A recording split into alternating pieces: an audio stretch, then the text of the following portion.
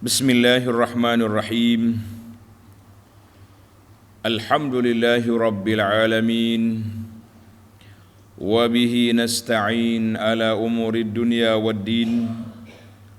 Wassalatu wassalam ala al-mab'uthi rahmatan lil alamin. Wa ala alihi wa sahbihi wa man sara ala nahjihi wa ihtada bihadihi wa istanna bisunnati ila yaumiddin. Amma ba'du. Muslimin dan muslimat, para jemaah, para pencinta ilmu, pencinta Al-Quran, pencinta sunnah Nabi sallallahu alaihi wasallam. Assalamualaikum warahmatullahi wabarakatuh. Alhamdulillah, pada pagi ini 30 Disember 2022 kita teruskan pengajian kita dalam tafsir surah Al-Jumu'ah. Nama surah dia ni Al-Jumu'ah. Surah yang ke-62, juzuk yang ke-28. Surah 62, juzuk yang ke-28. Ayat yang kita akan baca ini ayat 5, 6, 7, 8 insya-Allah. Baik para pelajar sekalian, perbincangan kita pada kali ini, ayat-ayat yang kita akan baca ini, Allah Subhanahu wa taala sebut kepada kita bandingan, misal kepada golongan ahlul kitab. Kita ada tapi tak beramal dengan isi kandungan dia. Allah banding dengan satu bandingan yang buruk, diibaratkan seperti dongki, keldai yang duk pikul barang-barang tapi dia tak tahu gapo atas belakang dia tu. Pikul kita. Manakala pikul makanan dia bau, ni pikul kita ni tak bau apa, berat ada. Itu bandingan yang cukup dahsyat lah. Kemudian Allah minta Nabi sallallahu alaihi wasallam cabar ulama-ulama pendeta Yahudi, supaya kalau betul dakwahmu minta mati. Sebab kita ni waktu hidup ni sedap belaka cakap, buah besar belaka, tapi bila mati baru kita tahu di mana kesudahan perjalanan hidup kita nak pergi mana. Kemudian Allah peringatkan juga bahawa mati yang kita lari, dia mari. Kita lari, dia datang. Dia akan tetap akan jumpa kita di mana kita berada walaupun kita tak suka. Itu dia panggil tajuk yang kita bincangkan ini. Baik para jemaah sekalian, bagi jemaah yang ada tafsir pimpinan Ar-Rahman Jawi, muka surat 1243. 1243. Mari kita baca ayat, kemudian kita pergi pada huraiannya insya-Allah. A'udzu billahis samii'il 'aliim minasy syaithaanir rajiim. Masalul ladzina hummilut tawrata thumma lam yahmiluha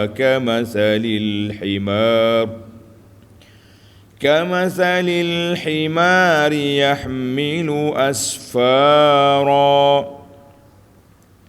بئس مثل القوم الذين كذبوا بآيات الله والله لا يهدي القوم الظالمين. قل يا أيها الذين هادوا إن زعمتم أنكم أولياء لله من دون الناس فتمنوا الموت إن كنتم صادقين ولا يتمنونه أبدا بما قدمت أيديهم والله عليم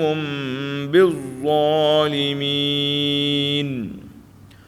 قل إن الموت الذي تفرون منه فإنه ملاقيكم ثم تردون إلى عالم الغيب والشهادة فينبئكم بما كنتم تعملون.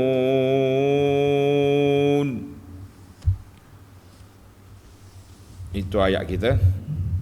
Balik semula kepada ayat 5. Masalul ladzina hummilut taurah thumma lam yahmiluha kamathalil himari yahmilu asfara. Sifat-sifat Nabi Muhammad sallallahu alaihi wasallam itu telah pun diterangkan dalam kitab Taurah. Dalam kitab Taurah ada sifat Nabi. Dalam kitab Injil ada sifat Nabi sallallahu alaihi wasallam. Tetapi orang-orang Yahudi tidak juga mempercayainya, tak percaya. Bukan tak percaya. Dia tahu, tapi ada satu penyakit nama dia hasad. Hasadan min indi anfusihim. Karena hasad mereka menolak walaupun dia tahu. Orang ada kitab, orang yang tahu maklumat tapi seleweng, apa jadi? Maka bandingan orang-orang Yahudi yang dipertanggungjawabkan, yang dipertanggungkan, maknanya diberi tugasan, taklif, dan ditugaskan mengetahui dan melaksanakan hukum kitab Taurah, kemudian mereka tidak menyempurnakan tanggungan dan tugas itu, samalah seperti keldai yang memikul kitab-kitab yang besar. Keldai duk pikul berkotak-kotak kitab-kitab yang besar, sedang ia tidak mengetahui kandungannya. Allahu Akbar. Para jemaah sekalian, munasabatul ayah. Tengok nota di bawah tu. Kaum Yahudi disifatkan oleh Allah Ta'ala dengan sifat yang demikian buruknya kerana mereka tetap berdegil mengingkari kerasulan Nabi Muhammad sallallahu alaihi wasallam. Padahal dalam kitab Taurah ada disebutkan sifat-sifat baginda yang membuktikan kebenarannya. Allahu Akbar. Dalam kitab Taurah sudah ada dah. Maka bagaimana pula bandingan orang-orang Islam yang hidup hari ini, yang hanya memakai nama-nama Islam dengan tidak mengamalkan ajaran-ajaran Islam, khususnya orang-orang yang membaca Quran, duk taranung siang malam, tetapi tidak beramal dengan undang-undang Al-Quran dan kitab-kitab Islam yang lain. Maka bandingan dongki itu terpakai juga kepada umat ini, walaupun ayat itu turun kepada Yahudi. Allahu Akbar. Ini di antara yang kita bimbang sekali lah. Jadi para jemaah sekalian, Allah SWT dalam ayat yang lepas ini munasabah telah mengungkit kepada kita, dia hantar kepada kita Rasul Nabi Al-Ummi yang mempunyai kelebihan yang tersendiri. Nabi kita ni dia ada kelebihan dia yang tersendiri, walaupun dia tidak membaca, tetapi dia dapat wahyu daripada Allah Azza wa Jalla. Ilmu dia tu Allah Ta'ala beri ilmu awal kejadian dunia ni, kejadian makhluk ini, dan sampai ke akhirat esok, syurga ke neraka, Allah wahyukan kepada Nabi. Maka baginda Nabi sallallahu alaihi wasallam dapat maklumat dan menyampaikan kepada umat. Di antara ilmu yang telah disampaikan kepada umat dulu, iaitulah kedatangan Nabi kita Muhammad sallallahu alaihi wasallam. Kata orang tahu tak buat, lebih dahsyat daripada orang yang tak tahu tak buat. Hak ni tak tahu kerana jahil, salah juga sebab tak belajar. Tapi hak ni tahu, lawan, ini lagi dahsyat. Maknanya Yahudi ni dia tahu dalam kitab Taurat dia sudah ada sifat Nabi, tapi dia lawan. Maka itulah Allah Ta'ala banding dengan bandingan yang sangat buruk Seperti himar, dongki, duk pikul kitab-kitab, dia pun tak tahu apa isi kitab. Yang tahunya berat. Kita pun duk bawa kitab, kilik kitab sana sini, tapi tidak beramal dengan isi kandungan. Ini juga berat. Hai, pelik tu ayat ustaz tu. Kan baca Quran ni boleh pahala, satu huruf 10 ganda, kita kata na'am. Tapi jangan berhenti setakat tu je. Itu langkah pertama. Langkah yang kedua, kita kena faham, kena tadabbur Al-Quran. Langkah yang teratasnya beramal dengan Al-Quran itu. Itu langkah dia.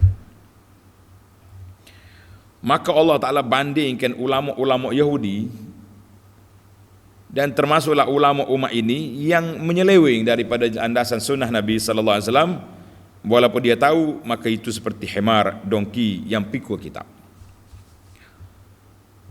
Bi'sa masalul qaumil ladzina kazzabu bi ayatillah. Buruk sungguh bandingan kaum yang mendustakan ayat-ayat keterangan Allah Azza wa Jalla. Ai bi'sa hadzal masalul madrub.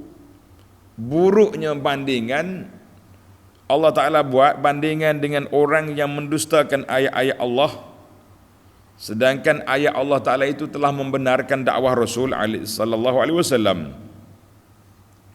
Maka ayat ini spesifik diturunkan kepada Yahudi. Tetapi para ulama mengatakan al-ibratu bi umumil lafzi la bi khususis sabab. Yang diambil kira daripada ayat-ayat ini umum lafaz, bukan khusus sebab. Kalau tidak tak ada lah ayat ceritanya. Mungkin ayat Quran tak tahu kau Melayu, kau ada. Ayat ini untuk bangsa Melayu. Melayu mana pula?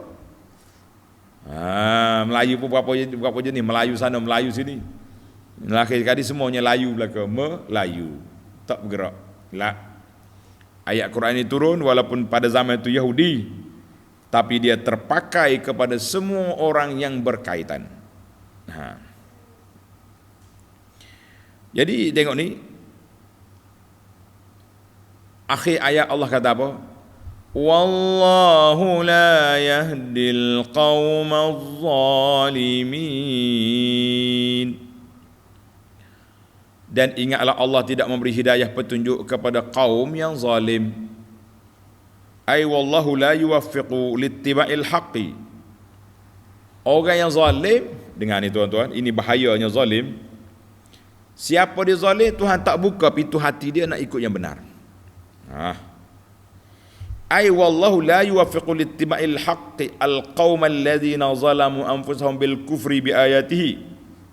Orang yang kufur dengan ayat Allah, orang yang mendustakan Rasulullah, orang yang menentang kebenaran, Tuhan tutup pintu hati dia daripada menerima kebenaran. Tuhan tutup. Allah, ini yang kita bimbang hari ini ni. Kita duduk dalam kategori mana? Kategori zalim pada diri sendiri dengan melakukan maksiat-maksiat, melakukan benda-benda yang mungkar dan engkar. Ini yang takut. Jadi Tuhan tak akan bimbing hati orang yang macam tu.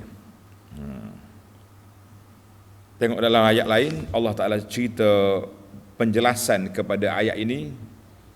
Tuan-tuan tanda surah Ali Imran ayat 86. Kaifa yahdillahu qauman kafaru ba'da imanihim wa syahadu anna ar-rasula haqqun wa ja'ahumul bayyinat wallahu la yahdil qaumaz zalimin. Tengok Allah Ta'ala ulang ayat yang sama bagi orang-orang yang menentang. Kaifa yahdi, bagaimana Tuhan nak bagi petunjuk? Kamu kafir, kamu engkar, kamu maksiat. Nauzubillah. Kita orang beriman ni jangan buat maksiat, jangan buat benda mungkar, barulah kita akan dapat bimbingan kasih sayang Allah Azza wa Jalla. Baik, kita pindah kepada ayat 6. Qul ya ayyuhalladzina hadu in za'amtum. Katakanlah wahai Muhammad sallallahu alaihi wasallam, wahai orang-orang yang beragama Yahudi. Ayat ini masih lagi kita attack buat Yahudi. Sebab apa? Sebab masa tu duduk baluh dengan Yahudi, kan? Masa tu duduk berkelahi dengan orang Yahudi. Jadi mereka ada kitab tapi engkar, maka kita panggil Yahudi. Wahai orang-orang yang beragama Yahudi, in za'antum annakum awliya'u lillahi min dunin nas, jika kamu menganggap bahawa kamulah sahaja orang-orang yang dikasihi oleh Allah. Ini dakwaan Yahudi. Dia kata dia tu orang yang disayangi oleh Allah. Buah besar punya orang. Dia kata dia tu ummatun mukhtarah, umat yang terpilih yang disayangi oleh Allah Azza wa Jalla. Dia kata. Maka Allah hajar Nabi supaya cabar dia. Kalau merasa mu ni Tuhan sayang, mu ni orang yang betul, benar, dikasih oleh Allah Ta'ala min dunin nas, tidak termasuk umat-umat manusia yang lain, orang lain tak masuk, mu saja jadi sayangi oleh Allah. Fatamannaul mauta in kuntum sadiqin, maka bercita-citalah hendak mati dan meminta kepada Allah supaya kamu dimatikan sekarang juga, jika betul kamu orang-orang yang benar. Tengok munasabah ataupun nota sikit. Nabi SAW diperintahkan berkata demikian kepada orang-orang Yahudi. Kenapa? Kerana mereka selalu mendakwa. Apa dia dakwaannya? Yang pertama, mereka lah sahaja yang akan memperoleh kebahagiaan di akhirat. Dia kata kita ni orang yang disayangi oleh Allah, hak lain tak jadi. Satu. Yang kedua, dakwaan yang kedua, tidak akan masuk syurga melainkan orang-orang Yahudi. Buat Muhammad tak jadi. Buat dia ya. Dakwaan yang ketiga, mereka adalah anak-anak Allah yang dikasihi. Kalau betul mu nak pergi syurga, dikasih oleh Allah, mati. Itu ayat cabar ni. Dia tahu dah mati hidup tu bukannya boleh kita buat. Allah Ta'ala yang tentukan.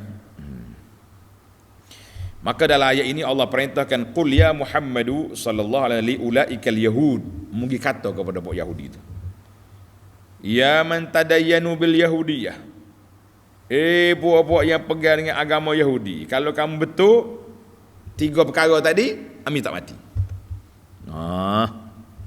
Cabaran berat ke tidak? Berat sangatlah cabaran tu. Mana nak minta mati, buat dia menakut angin.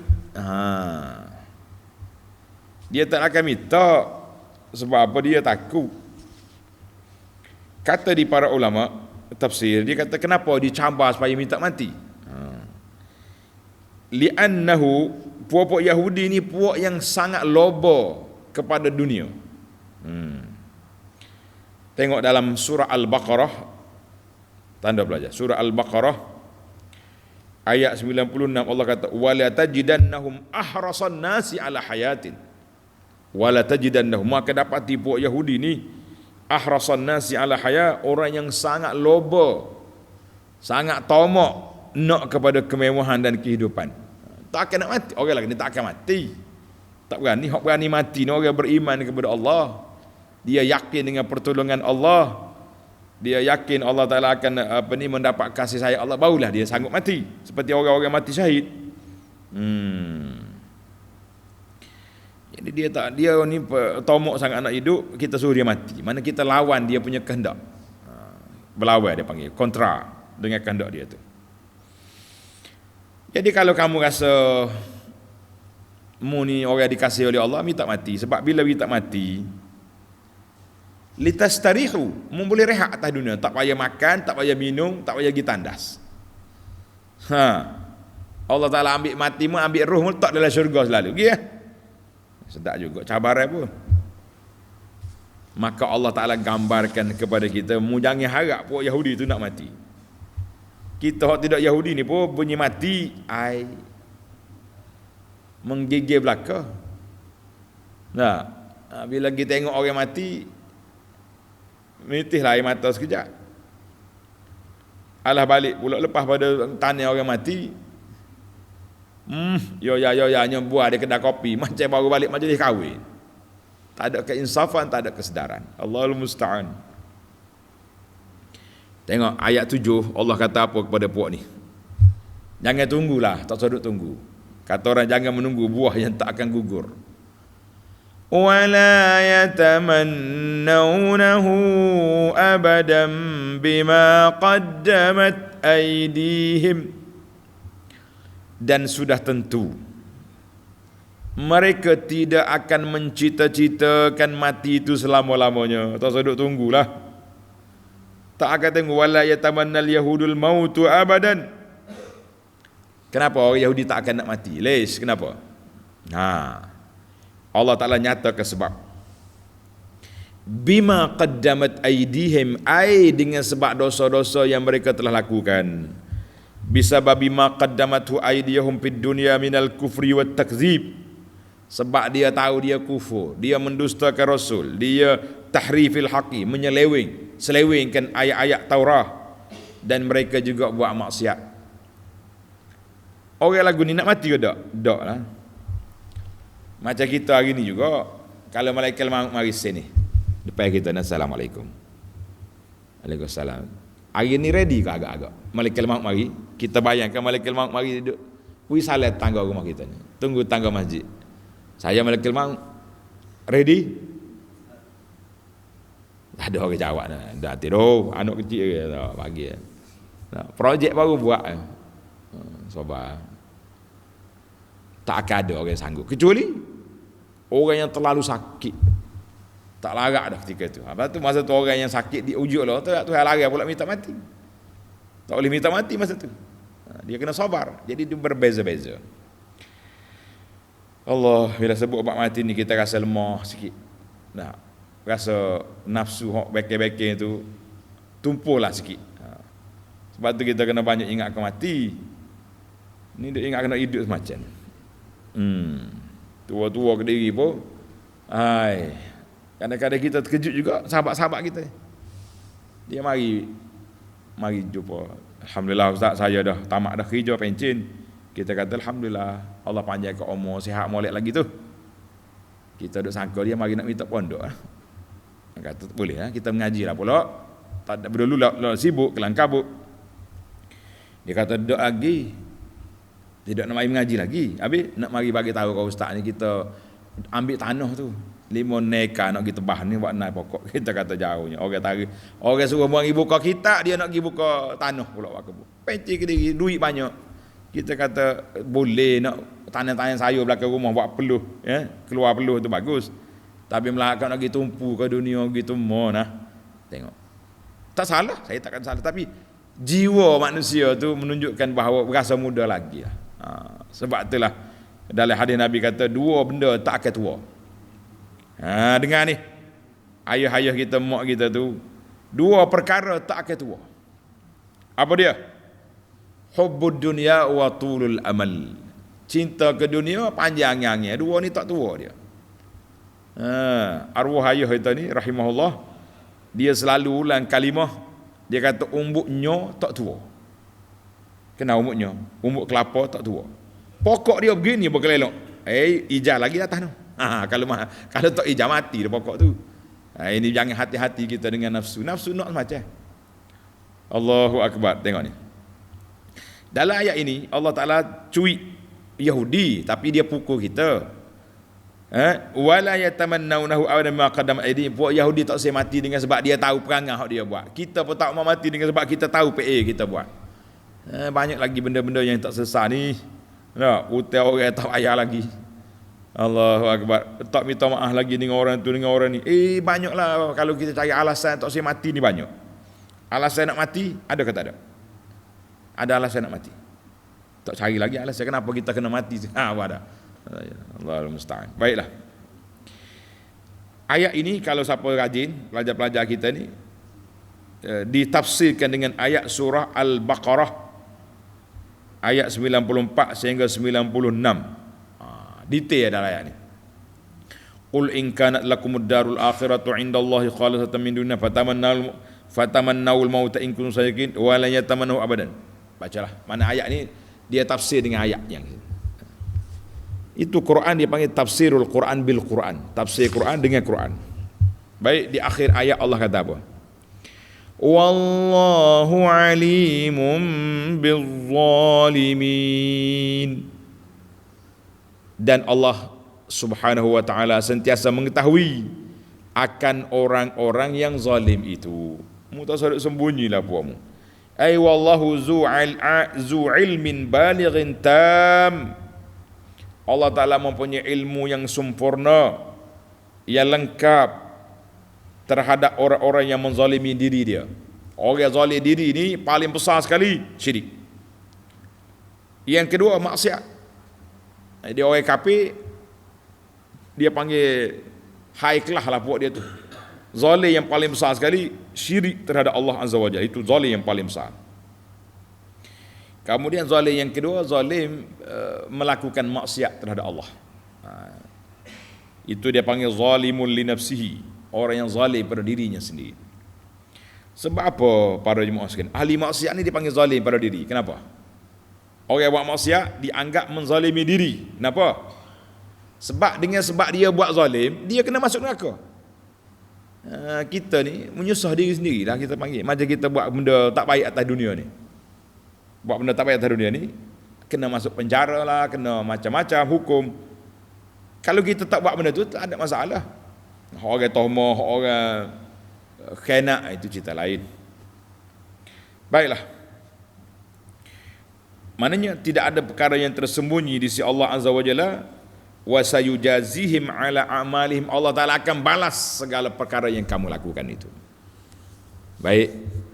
Ayat yang terakhir dalam siri ini, ayat 8. Allahu Akbar.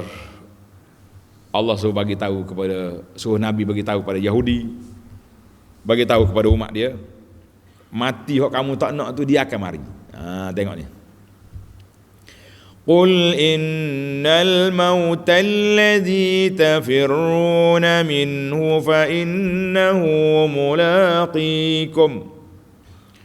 Katakanlah wahai Muhammad sallallahu alaihi wasallam, sebenarnya mati yang kamu melarikan diri daripadanya itu, kamu lari sangat tak mau mati tu, fa innahu mulaqikum, ia tetap akan menemui kamu. Dia mari, kita lari dia mari. Nak gimana? Allahu Akbar. Kita lari dia mari. Jadi ni ayat ini menceritakan tentang mukjizat Nabi sallallahu alaihi wasallam, bahawa Nabi beritahu kita ni akan jumpa dengan mati. Kita nak ke tak nak, mati tu akan mari. Katakanlah ya Muhammad sallallahu alaihi wasallam, li ulaikal yahud annal mautal ladzi tahrubuna minhu, mati hok kamu lari, kamu tak mau jumpa itu, dia nak jumpamu. Payahlah kita ni. Kita tak nak, dia nak. Kita tak say, dia say. Main dengan mati ni boleh bercakap. Sebab apa? Kata ulama tafsir, antaranya Al-Wahidi, dia kata Al-Yahudu alimu, orang Yahudi dia tahu mereka dah merusakkan kehidupan dunia dia, kehidupan akhirat dia dengan dunia. Dia tafsir Taurat ikut nafsu dia. Dia buat penyelewengan yang banyak. Bila jumpa dengan Nabi, mereka mendustakan Nabi sallallahu alaihi wasallam. Fakanu yakrahunal maut, maka dia tak mau mati sebab dia tahu dia penyeleweng. Maka Allah Ta'ala peringatkan kepada Nabi supaya beritahu pada Yahudi, Yahudi, mati hak kamu tak nak tu dia duduk tunggu depan. Mati yang kamu tak mau, dia sedang menunggu di hadapan kamu. Tak usah lari ya. Mu tak usah duduk lari, dia ada kat depan tu. Macam kita sekarang ni lah. Kita tak nak ke mati, tapi mati nak mari juga. Macam mana? Masya Allah. Dalam ayat lain, tanda ayat ni, ayat mati ni, supaya kita ingat, kalau boleh tak, ayat ni ditulis khok besar-besar, letak pintu dinding rumah. Dalam surah An-Nisa ayat 78, surah An-Nisa ayat 78, Allah kata, Aynama takunu yudrikkumul maut walau kuntum fi burujim musyayyadah. Di mana saja kamu berada, mati akan mari. Walaupun kita duduk dalam kota yang kebal, besi, tebal ni, malaikat maut tak boleh masuk. Apa cakap tak boleh masuk? Dia boleh masuk. Dia ada password multi dia panggil ni. Ada orang jenis koci boleh masuk belakang tepat. Malaikat maut dia tak ada password tersembunyi bagi dia. Ada belakang. Dalam surah Al-Ankabut ayat 57 sekali lagi Allah bagi tahu, kullu nafsin za'iqatul maut thumma ilayna turja'un. Setiap yang bernyawa akan merasai mati, kemudian kamu semua akan kembali kepadaku. Maka Allah kata apa? Tengok ayat kita ni. Thumma turadduna ila alimil ghaibi wasyahadah. Kemudian kamu akan dikembalikan kepada Allah. Siapa Allah? Allah yang mengetahui segala perkara yang ghaib dan segala perkara yang nyata. Hak sembunyi Tuhan tahu, hak nyata pun Tuhan tahu. Fayunabbi'ukum bima kuntum ta'malun. Lalu Allah memberitahu kepada kamu apa yang kamu telah lakukan serta membalasnya. Habislah kita. Maknanya kita semua ni akan kembali kepada Allah. Nak lari tak boleh, nak undur tak boleh, nak pergi tolak gia ke depan pun tak boleh. Tunggu perjalanan yang telah ditetapkan oleh Allah Azza wa Jalla, dunia, alam barzakh, alam akhirat. Dia akan ikut tahap perjalanan itu, mengikut step langkah yang telah disebut oleh Allah Azza wa Jalla. Baiklah para pelajar sekalian, cerita bab mati ini panjang dan kita sangat perlu untuk mengulang kajinya, untuk melembutkan hati kita supaya hati kita lebih sentiasa berwaspada dengan kematian yang akan datang bila-bila masa. Baiklah para jemaah sekalian, kita berpindah kepada al-fawaid. Faedah daripada ayat 4 yang kita baca ini. Ayat 4 ayat yang kita baca ini, apakah faedah yang boleh kita kutip? Tulis yang pertama. Faedah yang pertama, al-faidatul ula.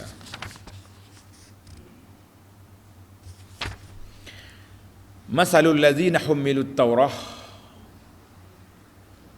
summa lam yahmiluha kamathalil himari yahmilu asfara. Bandingan orang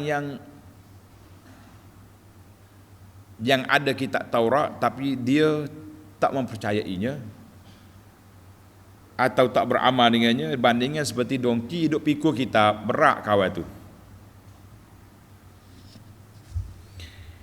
Tengok ni, kata ulama tadabbur, qasa man hammalahu subhanahu kitabahu,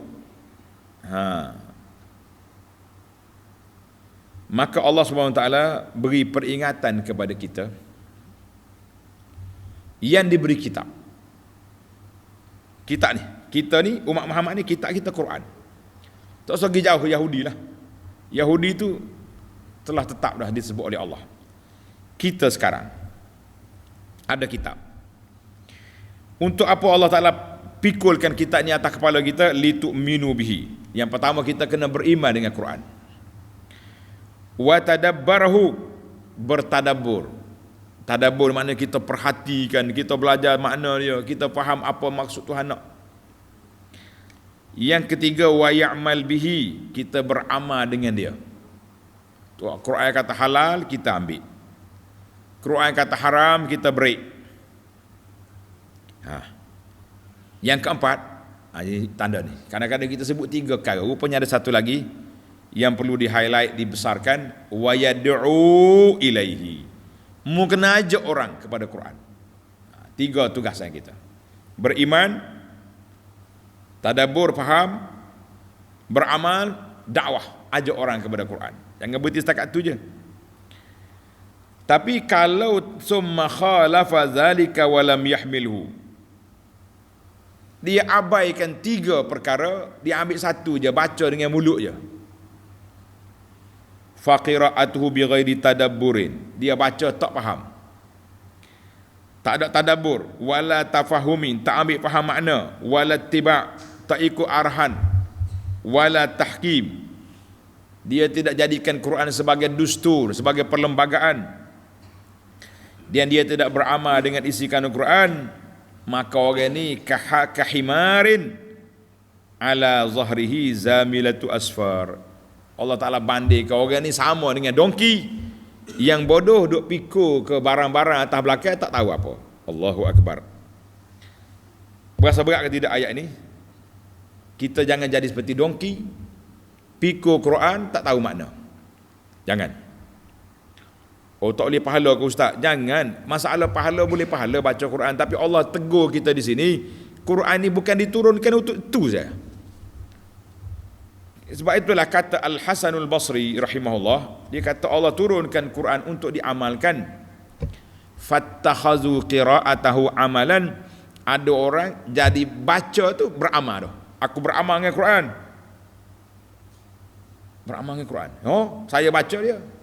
2-3 muka sehari baca. Sudah baca Quran pergi ke bank riba. Sedangkan dalam Quran kata riba halal ke haram? Haram. Sudah baca Quran bisik duk mengumpat orang. Dalam Quran kata la yaghtab ba'dukum ba'da, jangan mengumpat sembahyang kamu, musuka tidak makan daging bangkai. Itu yang dikatakan menjadikan bacaan Quran sebagai amalan, tapi tidak menjadikan Quran ini sebagai dustur gaya hidup kita, maka itu yang dicela oleh Allah Azza wa Jalla. Maka kerana itu ulama tadabbur kata annal insan la yanbaghi an yatashabbaha bil hayawan, muhai manusia yang ada akal tak, jangan meniru perangai hayawan, jangan. Hayawan di sini dongki itulah. Dongki pikul tak tahu apa, mu pun pergi Al-Quran tak tahu apa. La. Oi, berat ustaz ayat ni. Kita tak kata berat, kita usahalah. Belajar pagi, petang, siang, malam, usaha nak faham Quran. Kita belajar tajwid, kita belajar faham, kita belajar tadabbur, kita belajar amal. Mudah-mudahan kita termasuk dalam ahlul Quran yang dikehendaki oleh Allah Azza wa Jalla.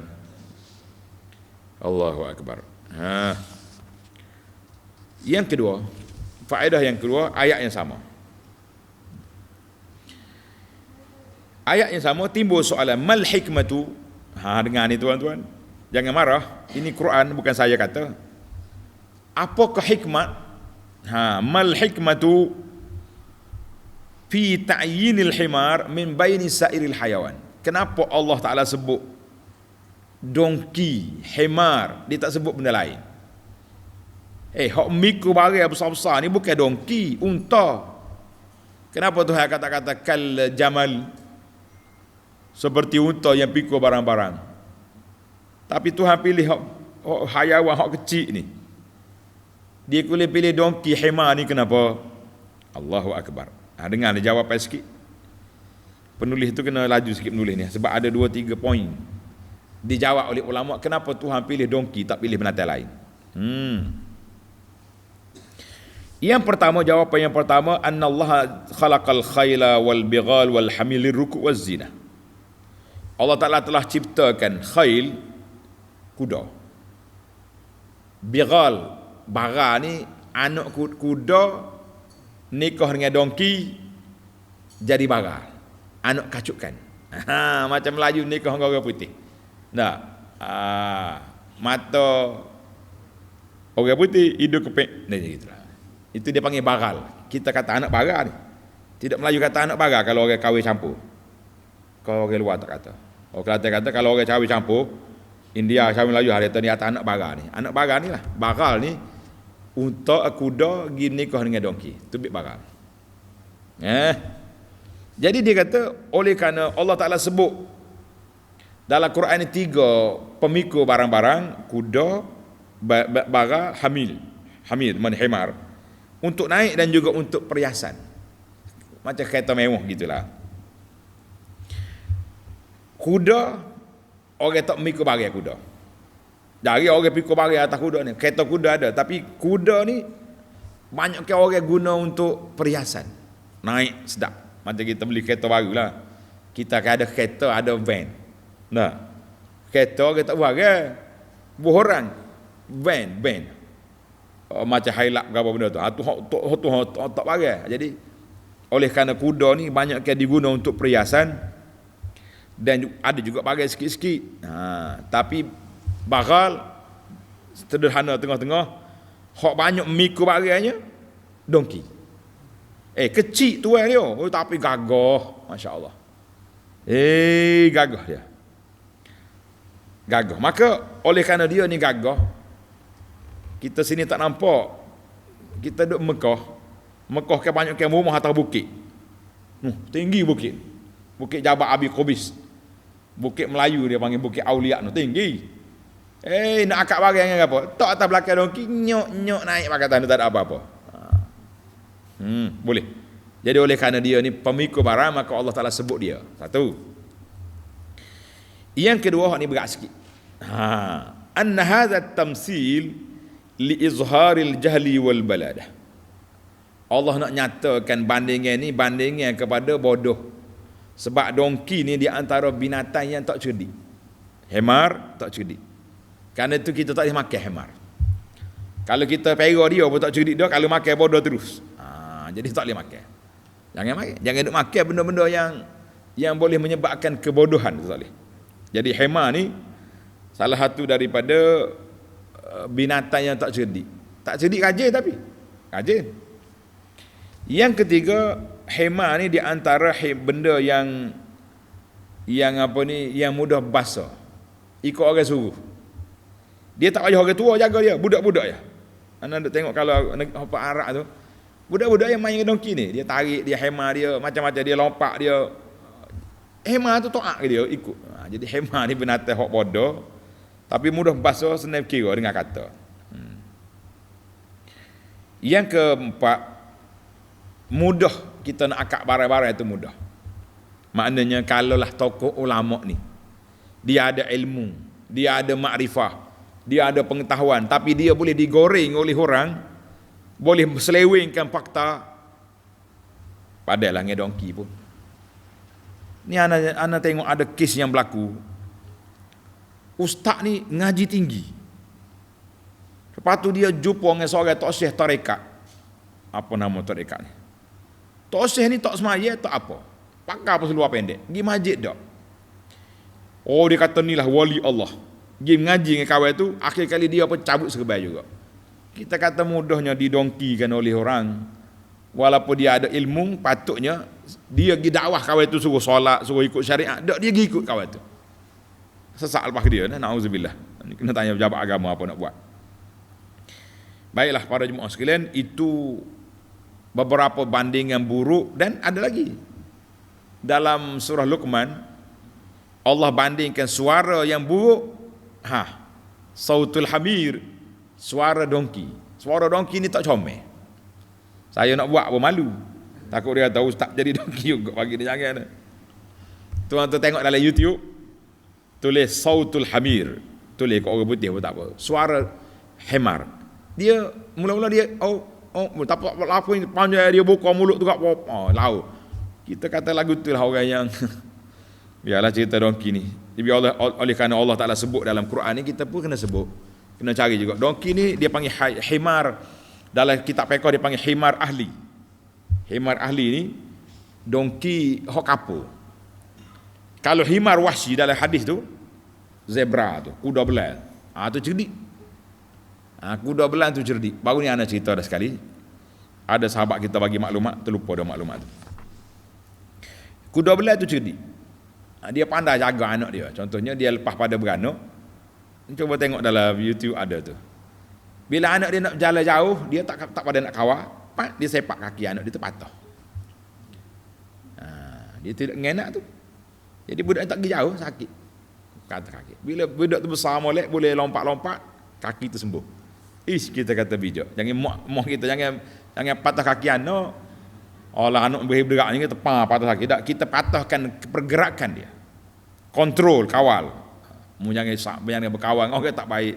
Jangan duk bagi gadget-gadget yang bebas tanpa kawalan. Dia kena ada usaha-usaha.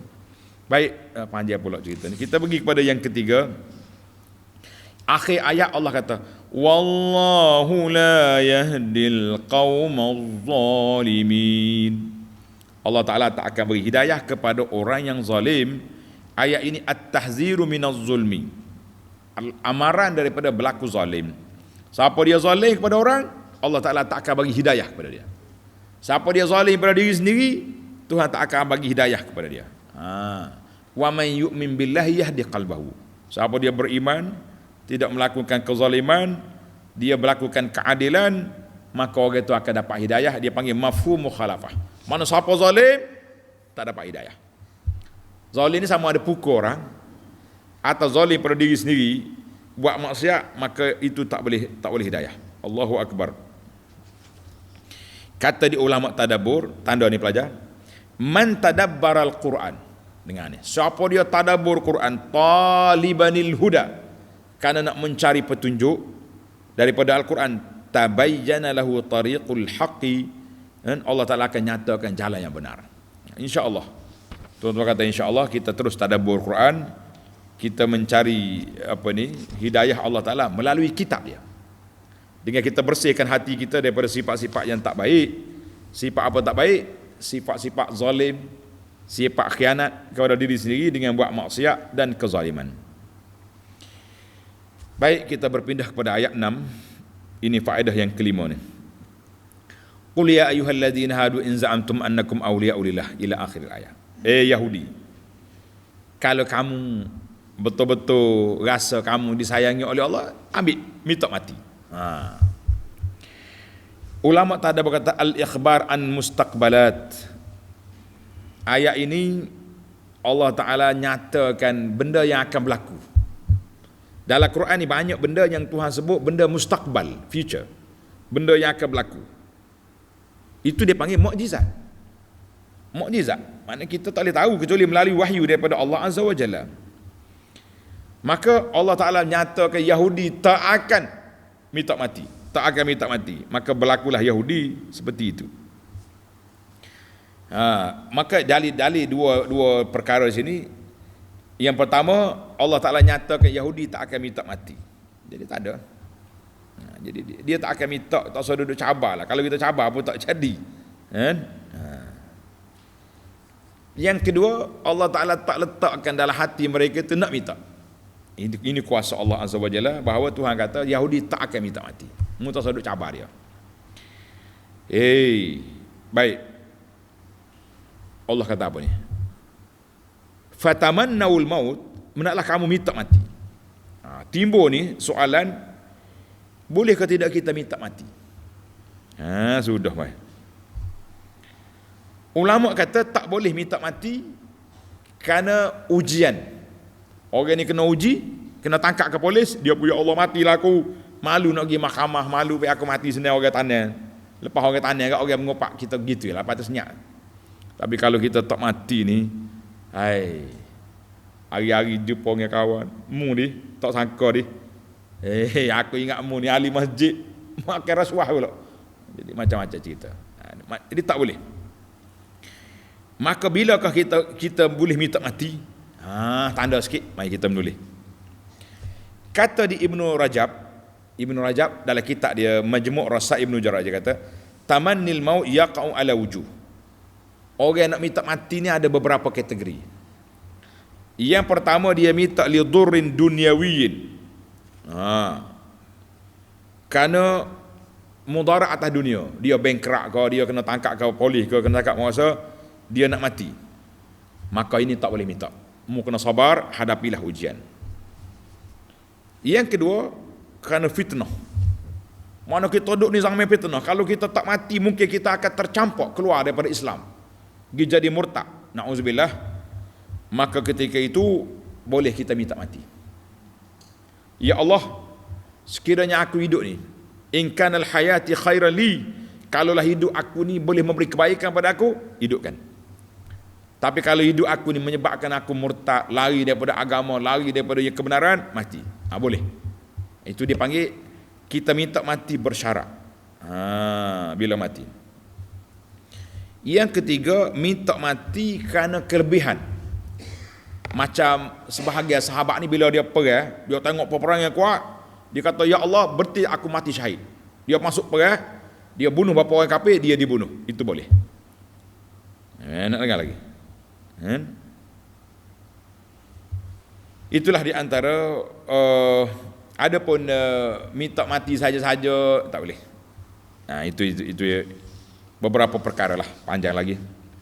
Baiklah, yang terakhir, yang kelima, Allah sebut dalam ayat yang terakhir, ayat 8, kun innal mautal ladzi tafiruna minhu fa innahu mulaqikum.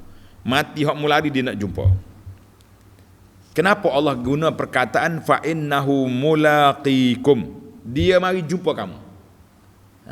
Manakala kata liqa, berdepan.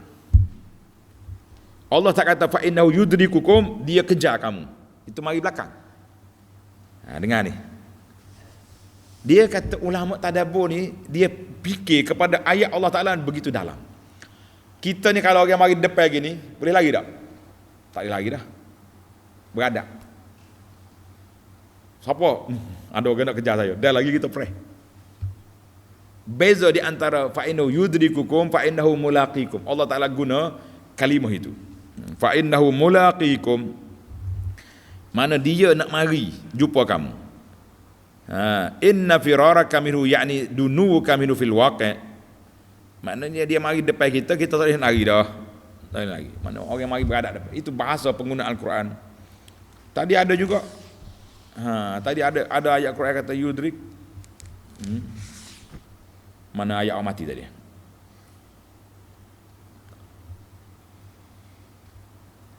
Baiklah.